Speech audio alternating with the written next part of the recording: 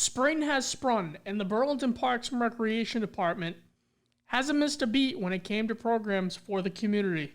This week, I had another COVID-19 update with Parks and Recreation Director Brendan Egan. Get yourselves outside, because the spring brochure has been released. This time we tried something a little different. We're moving in a different direction now. Our brochure will be just put online. With the amount of changes that take place in our current environment with the pandemic, having a printed brochure just isn't going to work. We need to be flexible and be able to make changes at a minute's notice. So that went live on March 5th.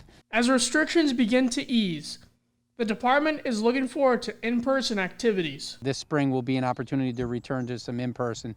A lot of our fitness programs, they'll be able to participate in person here at the Parks and Recreation Department. And then we do have a number of offerings outdoors. We are nearing the end of the tunnel, but we all need to continue to be vigilant. Seeing people enjoying their leisure time, utilizing our facilities, our parks, our playgrounds, and then I really look forward to having people back into our building on a regular basis. The Easter Bunny also made an appearance. The Easter Bunny is in town. Bunny is going to visit residents who pre-registered to get a visit from the Easter Bunny, and we'll drop them a little something.